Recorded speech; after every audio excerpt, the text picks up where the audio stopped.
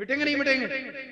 अच्छा ये बताओ, आप में से कोई एक बंदा ऐसा है जो दिन रात में 24 घंटे में 1000 मरतबा सरकार पे दुरूद पढ़ता हो? बताओ, अगर कोई साहब हो तो हाथ उठा के। अच्छा 500 मरतबा नहीं, 100 मरतबा? अच्छा चलो, अब नहीं पढ़ते, आज से पढ़ोगे ना इंशाल्लाह? ये नौजवान बैठे हैं, थोड़ा सा मैं इनसे मुखातब होकर अर्ज करूंगा। ये मेरे भाइयों, हम यूट्यूब पे बेवजह में कई कई घंटे गुजार देते हैं। फेसबुक खोलकर हम बैठे हैं तो कई कई घंटे गुजार देते हैं। क्या हम अपने नबी पर 15-20 मिनट बैठकर दुरूद पाक नहीं पढ़ सकते? जी। आप पूरे मूसापुर में एक घर मुझे ऐसा नहीं दिखा सकते जिस घर में बीमारी या परेशानी ना हो। अगर कोई घर बचा हुआ है तो उस पर बड़ा अल्लाह का खास फज़ल करम। हर घर में बीमारी, हर घर में परेशानी, और हमारी कौम तावीज़ों के पीछे पड़ी हुई। और तावीज़ देने वाले भी ऐसे ऐसे बैठे हैं कारी साहब कि अल्लाह अपनी पनाह में रखे। एक साहब मेरे पास आए, बोले सैयद साहब तावीज़ दे दो। मैंने तावीज़ दे दिया, एक हफ्ते के बाद फिर आ गए, बोले हजरत का कच्चा ही दे दिया था। तो मैंने कहा अल्लाह के बंदे कच्चा पक्का क्या होता है? बोले एक मियाँ के पास हम गए थे, वो कह रहे थे कच्चा वाला 151 का और पक्का वाला 1151 का। तो मैंने कहा मेरे भैया, मेरे पास तो कोई कच्चा पक्का नहीं है, जितना इन उलमा ने मुझे सिखाया मैंने लिख के दे दिया। अब तेरा काम बनना बनाना या ना बने ये अल्लाह के इख्तियार में, मैं सिर्फ दुआ कर सकता हूँ, इससे ज्यादा कुछ नहीं कर सकता। एक शख्स और आपके संभल गई मेरे पास गया, उधरी पहुंचा, बोले हजरत देखियो मेरे घर पे क्या बात है। तो मैंने कहा यार मैं यहाँ से बैठे बैठे तेरे घर का कैसे देख लूंगा? बोले ना हजरत मेरे घर पे निगाह मार के देखो। तो मैंने कहा अल्लाह के बंदे, मैं यहाँ से 17-18 किलोमीटर संभल है, तेरे घर पे निगाह यहाँ से बैठे बैठे कैसे मार सकता हूँ? ये तो कोई अल्लाह का वली कर सकता है। बोले ना हजरत किसी ने बताया, सैयद साहब देख लेंगे। तो मैंने कहा भले आदमी, मैं यहाँ से कैसे देख लूंगा, मुझे बता दो सही। बोला अच्छा हजरत ये बता दो मेरे घर पे दिक्कत क्या? तो मैंने कहा तू बता तो सही क्या परेशानी है, तू कुछ बतागा तब उसके बाद हम अंदाजा लगा लेंगे कि ये दिक्कत हो सकती है। अब उसने जो बताई, फिर मैंने थोड़ी सी नफ्स देखी उसकी, तो उससे कोई जिस्मानी मर्ज लग रहा था हजरत। तो मैंने कहा यार किसी अच्छे हकीम या किसी अच्छे डॉक्टर से मिलो। बोले ना हजरत। मैंने क्यों? बोले फला मियां के पास में गया था, उन्होंने बताया कि तेरे घर पे जिन है बहुत तगड़ा वाला। तो मैंने कहा भैया जब बता दिया तो पकड़वा ले उनसे। तो बोले उन्होंने ये कहा कि मैं सिर्फ बता सकता हूँ मगर वो मेरे कब्जे से बाहर है, बहुत हैवी जिन है, बहुत तगड़ा जिन है। तो मैंने कहा भैया मैं तो बता भी नहीं रहा हूँ, फिर मैं कैसे पकड़ सकता हूँ? बोले ना उन्हीं ने कही है कि रिजवान मियां के पास चला जाओ, उनके ताबे जिन है वो जिन को पकड़ लेंगे। मैंने कहा अल्लाह के बंदे अगर मेरे पास जिन होता तो मैं मूसापुर में अपनी गाड़ी से आया हूँ, मैं तो जिन से कहता कि भैया अपनी हथेली पर रख दे, मुझे मूसापुर छोड़ दे। बात सही गलत? जिन मुझे मूसापुर छोड़ देता। बोले ना हजरत सर में दर्द है तो जिन का असर। नमाज कब पढ़ी थी? बोले हजरत पढ़ लेता हूँ, जुम्मे की चल रही है। और हालात हजरत इतने खराब हैं, 60-60 साल के 65 हो गए, नाई की दुकान में जाकर कह रहे हैं 3 मरतबा रगड़ दी, शाइनिंग नहीं आई तो रुपया 1 नहीं देने का। यार बूढ़े बैल के सींग कटा दो तो क्या वो जवान हो जाएगा? नहीं भाई, अगर नमाज हम नहीं पढ़ेंगे तो क्या एंटीना वाले नमाज पढ़ने के लिए आएंगे? नमाज पढ़ोगे इंशाअल्लाह बीमारियों से शिफा मिलेगी। नमाज पढ़ोगे कारोबार में तरक्की होगी। मेरे आका इरशाद फरमाते जो शख्स एक वक्त की नमाज जानबूझकर कज़ा करता है, अल्लाह रब्बुल इज्जत उसका नाम जहन्नम के दरवाजे पर लिखवा देता है। शादियों के मौके पर गानों की महफिलें हमारे घर में, शादियों के मौके पर गोले हम छोड़े, शादियों के मौके पर नाच गाने हम करें। और जब लड़का दूल्हा बनता तो अम्मा आ रही हैं जुलकाती हुई, खाला आ रही हैं, फूफी आ रही हैं, चाची आ रही हैं, बहनें आ रही हैं। हमने कहा क्या करोगी? खुद के सर पे दुपट्टा नहीं होगा, बिल्कुल टाइट लिबास। और हालात तो इतने खराब हैं, बिल्कुल काली हो, कल्लो हो, कलोटिया हो, काले तवे से मुकाबला कर रही हो। शादी वाले दिन जब 4-5 कोट फाउंडेशन के चेहरे पर लगाते आती है ना, तो 1 घंटे के बाद बच्चे भी कंफ्यूज होते हैं कि या अल्लाह मेरी अम्मा तो कल्लो थी, ये भूरी औरत कहां से आ गई? हेयर स्टाइल बनाया, आगे से पीछे दुपट्टा लटकाया, लिबास इतना टाइट कि जिस्म के तमाम आज़ा जाहिर होते हैं। इससे ज्यादा मेरी ज़बान अदब कुछ कहने की हिम्मत और जसारत नहीं रखती। लड़का दूल्हा बन रहा है, माँ आई, चाची आई, खाला आई, फूफी आई, अपने सर पे दुपट्टा नहीं, दुपट्टा लिया लड़के के सर पे रख दिया, दुपट्टा लिया लड़के के सर पे रख दिया। फिर बूढ़ी बूढ़ी औरतें कह रही हैं, ए लल्ली तेरा लल्ला दूल्हा बन गया, अल्लाह नाम के तो बोल तो गा ही ले, गीत गाए जा रहे हैं। मैंने कहा ए मेरी बहन, तेरी गैरत सो गई, हमीयत मर गई, तुझे हो क्या गया? आज तेरा बेटा दूल्हा बना था, तुझे गीत नहीं गाना चाहिए था, बल्कि बेहतर तरीका यह था जब तेरा बेटा दूल्हा बन रहा था तू कुरान पढ़ती, दुरूद पाक पढ़ती, कलमे तैयबा का जिक्र करती। मेरा विज्ञान बोलता है जब किसी का बेटा दूल्हा बन रहा हो और उसकी माँ कुरान पढ़ रही हो, अल्लाह की रहमत पुकारेगी। ए फरिश्तों देखो, मूसापुर की सरजमीन है, मेरा फला बंदा दूल्हा बन रहा है, उसकी माँ कुरान पढ़ रही है। फरिश्तों तुम कयामत के दिन के लिए गवाह हो जाओ, इसकी तिलावत की बरकत से मैंने तमाम घर वालों के गुनाहों को माफ फरमा दिया। जिंदाबाद, नारे तकबीर, नारे रिसालत, नारे गौसियत, मसलके आला हजरत हुजूर सैयद रिजवान मियां साहिब क़िबला। अच्छा, बेहतर तरीका ये है जब लड़का दूल्हा बने तो कोई भी औरत वहां पर अच्छे से गुस्ल करें और फिर बेहतरीन लिबास पहने, उम्दा लिबास पहने, अच्छी किस्म की खुशबू लगाएं और फिर सर पर अमामा शरीफ बांधे। अमामा शरीफ बांधने के बाद गले में फूलों के हार डालें, नोटों के हार डालना जायज नहीं है। और फिर सर पर जो है फूलों का सेहरा सजाया जाए। ये जो तरह तरह के सेहरे चल रहे हैं ये भी शरीयत ने बांधने की इजाजत नहीं दी, ये भी जायज नहीं है। फूलों के हार, फूलों का सेहरा सजा दिया जाए। जब लड़का दूल्हा बन जाए तो घर में ऐलान कर दो कि भाई जितने भी गैर मर्द हैं वो सब घर से बाहर हो जाएं। अब हमारी माँ बहनें यहाँ पर आएंगी, जितनी भी महरम औरतें हैं, माँ है, खाला है, फूफी है, बहनें हैं, वो आए। आकर अपने बच्चे पर ज्यादा भी ना हो सके तो 3 मर्तबा सूरह इखलास की तिलावत करें। पहले दाहिने कान में फूंक मारे, फिर बाएं कान में फूंक मारे, क्योंकि जब कल आपका बेटा दूल्हा बनकर घर से निकलेगा ना तो कुछ लोग हसद करने वाले भी होंगे, कुछ लोग चलने वाले भी होंगे, कुछ लोग उड़ने वाले भी होंगे। और सबसे बड़ी बात, शैतान कुड़ रहा होगा कि आज ये मुसलमान दूल्हा बन रहा है। ऐसे वक्त में एक माँ जब अपने बच्चे के कान में कुरान पढ़कर फूंक मार देगी तो अल्लाह ताला उस बच्चे को शयातीन के शर से भी बचा देगा और अल्लाह उस लड़के की नजरे बद से भी हिफाजत।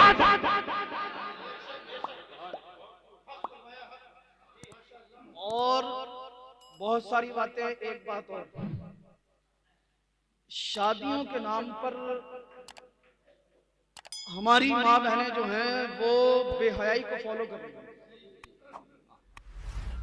ये हमारे भाई हाफिज इमरान साहब का घर है, अल्लाह ताला इनकी उम्र में, इनके कारोबार में बरकत अता फरमाए। काबिल मुबारकबाद हैं ये और इनके वालिदैन और इनके घर वाले कि इन्होंने शादी के मौके पर अल्लाह और उसके रसूल सल्लल्लाहु अलैहि वसल्लम के जिक्र पाक की महफिल को सजाया। वरना शादियों के मौके पर हमारी माएँ बहनें फुल मेकअप करती हैं, हेयर स्टाइल बनाती हैं, लिबास इतना तंग के जिस्म के तमाम आज़ा जाहिर होते हैं। और आज एक बेटी शादी में ऐसा लिबास पहनकर जाती है कि गैरत की वजह से उसके बाप की निगाह भी बेटी की तरफ नहीं उठती। गलत तो नहीं यार मेरी बात? एक बहन ऐसा लिबास पहनकर आज घर से निकलती है कि गैरत की वजह से उसके भाई की निगाह उस पर नहीं पड़ती। और हमारे नौजवानों की हालत क्या है? शादी का माहौल है, अकीके का मौका हो, खुशी का मौका हो, हमारी माँ बहनें तो फैशन करके घूमती हैं और हमारे भाई जो नौजवान है चार इधर खड़े, चार इधर खड़े, चार इधर खड़े, अपनी चचेरी, मुमेरी, खलेरी, पुपेरी, मोहल्ले पड़ोस की बहन बेटियों को तक रहे। ए मेरे भाई, मैं आपसे हाथ जोड़कर गुजारिश करता हूँ, आप सब मेरे अपने हैं, मेरे भाई हैं। आप मुझे बताइए, जब हम खुद अपनी बहन बेटियों की इज्जतों के दुश्मन बन जाएंगे तो हमारी बहनों की इज्जतों की हिफाजत हिफाजत कौन करेगा? ए नौजवान, आ आ अभी भी वक्त है, अपनी जिंदगी के अंदर इनकलाब ला, अपने फ्यूचर को संवार ले, अपने मुस्तकबिल को बना ले। अल्लाह ने तुझे ताकत, जवानी, पावर इसलिए नहीं दी कि तू किसी की बहन बेटी की इज्जत को तके। अरे होना तो ये चाहिए था, तू कहता मौला तूने मुझे जवानी दी है, ताकत दी है, परवरदिगारे आलम जब तक मेरे जिस्म में खून का एक भी कतरा बाकी रहेगा मैं अपनी बहन बेटियों की इज्जतों की हिफाजत करता रहूं। अभी भी आप रास्ते में जाके देख लें, बहुत सारे नौजवान लगे पड़े होंगे फोन पर। ये उलमाए किराम साहब पहुंचे मिलादों से, जलसों से, जब ये रात में आते हैं ना तो इन्हें देख देख के भागते हैं इधर उधर, बोले कारी साहब ना देख लें, हजरत साहब ना देख लें। उससे बड़ी शर्म की बात यह है कि जवान बेटा पूरी रात बाहर रहता, मोबाइल पे बात करता है और घर में माँ बाप को फिक्र नहीं है। मेरी समझ में आज तक ये बात नहीं आई कि रात के 3 बजे 4 बजे इसका कौन सा बिजनेस खुला हुआ जो ये कान पे फोन लगा के लगा ही पड़ा मेरा भैया। और जब कोई बात बिगड़ जाती है तो फिर अब्बा आते हैं, बोले सैयद साहब, हजरत साहब, मौलाना साहब, हमारी लाज तो तुम्हारे हाथ में है, हमारी इज्जत तो तुम ही बचा सकते हो। मैंने कहा क्या हुआ? बोले हमारा लड़का बिगड़ गया। मैंने कहा क्या बिगड़ गया? बोले ये कह रहा फला लड़की से शादी करूंगा, अगर शादी ना कराई तो फांसी लगा लूंगा, शादी ना कराई तो घर से भाग जाऊंगा, शादी ना कराई तो जहर खा लूंगा। तो मैंने कहा भैया करा दो। बोले हजरत कैसे करा दें, उसकी माँ अच्छी नहीं है, उसका खानदान अच्छा नहीं है, उसकी नानी अच्छी नहीं है। मैंने कहा अच्छा कैसे बिगड़ गया? बोले सैयद साहब एक शादी में गया था, फोन नंबर दे दिया, उसी दिन से बात कर रहा। मैंने कहा कितने दिन हो गए? बोले 4 साल हो गए। मैंने कहा 4 साल से तेरा लल्ला फोन पे लगा पड़ा था, तुझे खबर ही ना हुई? 4 साल से तेरी गैरत सो गई थी, हमीयत मर गई थी, आज 4 साल के बाद कहता है तावीज दे दो, दुआ कर दो, डोरी बना दो, कंडा बना दो। ऐसा तावीज मैं कहां से लाऊं कि 4 साल से तेरा बेटा बिगड़ा हुआ है और इसके गले में तावीज बंधे और ये सुधर जाए? ऐसा तावीज होता है तो जितने लड़के बात कर रहे हैं मैं तो सभी के गले में बंधवा देता। और एक लड़का तो बता रहा, बोले सैयद साहब अब तो मोबाइल नंबर लिख के जेब में डाल के ले जाओ, कहीं मौका लगे और कहीं दिखा दे माज़अल्लाह। अल्लाह यार हमें नौजवानों सुनो, अगर फोन पे बात करोगे जिल्लत और रुसवाई के सिवा कुछ नहीं मिलेगा। तवज्जो मेरी तरफ, फोन पे बात करोगे जिल्लत और रुसवाई के सिवा कुछ नहीं मिलेगा। और देखें हजरत 20-20 साल के नौजवानों के चेहरे देखें आप, ऐसा लग रहा है जैसे चुसा हुआ आम हो है, झुर्रियां पड़ी हुई हैं, किसी की आई साइट वीक, किसी की खोपड़ी के बाल खत्म, किसी को सुनाई कम देता है, हकीमों के पास लाइन लगी हुई है। 20 साल की उम्र में इतनी बीमारियां, 25 साल की उम्र में चेहरा चुसे हुए आम की तरह। अरे वजह क्या है, सबब क्या है, रीजन क्या है? पता चला मोबाइल पर अश्लील वीडियो देखता है, जवानी बर्बाद कर चुका है। मैंने कहा नौजवान होश में आ, होश में आ, होश में आ। अश्लील वीडियो देखेगा जवानी बर्बाद हो जाएगी, फोन पे बात करेगा तबाह हो जाएगा, हलाक हो जाएगा। अगर तुझे रात को जागना ही है और तू रात जाग के गुजार नहीं चाहता है तो फोन को साइड कर दे, किसी की बहन बेटी की इज्जत को तार तार मत कर। अगर तुझे जागना है ईशा की नमाज पढ़, मस्जिद में बैठ जा, बैठकर कुरान पढ़, ईशा की नमाज पढ़, मस्जिद में अल्लाह की बारगाह में कयाम कर, रुकू कर, सुजूद कर। अगर तुझे जागना ही है तो मस्जिद में आकर पैगंबर आजम की बारगाह में दुरूद पढ़। रात जा रही होगी, रात जाएगी, रात का एक वक्त ऐसा आएगा रब की रहमत के फरिश्ते अर्ज़ करेंगे परवरदिगार आलम बारे इला खालिक कायनात, रात के 2 हिस्से गुजर चुके हैं, मूसापुर की सरजमीन है, मौला तेरे तमाम बंदे सोए हुए हैं, कोई फोन पे लगा हुआ है, मगर परवरदिगार आलम इसी बस्ती में तेरा एक बंदा ऐसा है जो मस्जिद में है, कभी कुरान पढ़ता है, कभी दुरूद पढ़ता है, कभी ला इलाहा इल्लल्लाह मुहम्मदुर रसूलुल्लाह कभी करता है। रब की रहमत पुकारेगी फरिश्तों, मैं अपने इस बंदे से राजी हूँ, तुम कयामत के दिन के लिए गवाह हो जाओ, मैंने अपने इस बंदे के और इसके खानदान वालों के तमाम गुनाहों को माफ फरमा दिया। जिंदाबाद, नारे तकबीर, नारे रिसालत, नारे हैदरी, नारे गौसियत, मसलके आला हजरत।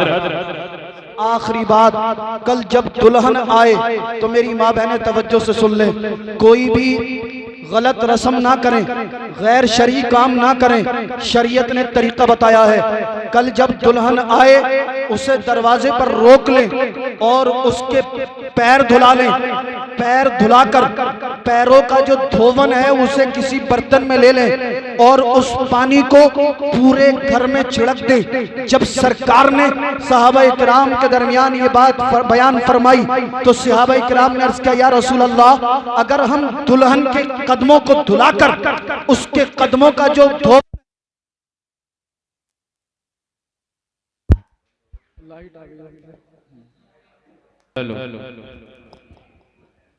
दुल्हन जब घर में आए उसके पैरों को धुलाकर उसका जो धोवन है पूरे घर में छिड़क दे।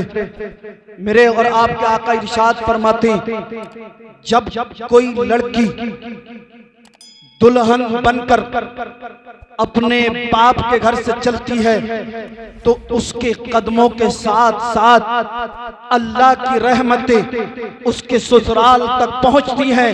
अगर उस लड़की के कदमों को धुलाकर उसके कदमों का धोवन उसके ससुराल वाले अपने पूरे घर में छिड़क देंगे तो अल्लाह ताला उस घर में बेशुमार रहमतें और बरकतें नाजिल फरमाएगा। कोई भी गैर शरई रस्म ना करे। दुल्हन आए, औरतें हों, कोई भी मर्द वहां पर ना हो, उस लड़की के दुल्हन के कदमों को धुलाएं और उसके कदमों का जो धोवन है उसे घर में छिड़क दे। इंशाअल्लाह घर की परेशानियां दूर हो जाएंगी, घर के अंदर रहमतें बरकतें नाजिल होंगी।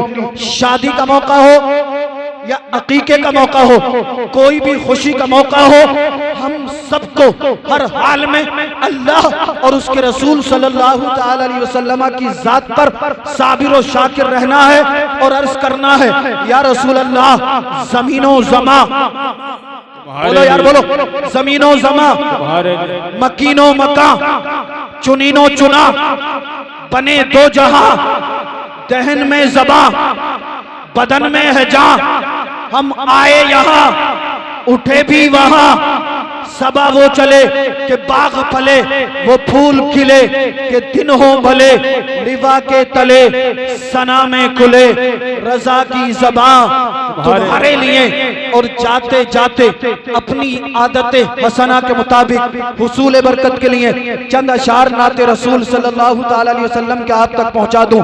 मतला बराए मतला, गुनाहों से तौबा करें और इस मतले पर तवज्जो दें। कदम आगे बढ़ाएं, मचल कर कह दें सुभान अल्लाह और मोहब्बत से बोलें, या रसूल अल्लाह। कदम रख पढ़ कर बिस्मिल्लाह, यार अब तो क्या ही दो। कदम रख पढ़ कर बिस्मिल्लाह, जो होगा देखा जाएगा। कदम रख पढ़ कर बिस्मिल्लाह, जो होगा देखा जाएगा। पुकारो या रसूल अल्लाह, जो होगा देखा जाएगा। पुकारो या रसूल अल्लाह, जो होगा देखा जाएगा। और हजरात मतला के बाद हकीकत पर मबनी अगला शेर भी आप मुलाहजा कर ले। कदम रख पढ़ कर बिस्मिल्लाह, जो होगा देखा जाएगा। पुकारो या रसूल अल्लाह, जो होगा देखा जाएगा। न है डर कब्र का मुझको, न पुल की तेज धारों का। न है डर कब्र का मुझको, न पुल की तेज धारों का। मदद को है रसूलुल्लाह, जो होगा देखा जाएगा। मदद को है रसूलुल्लाह, जो होगा देखा जाएगा। पुकारो या रसूल अल्लाह, जो होगा देखा जाएगा। बड़े खुश होकर इस्माइल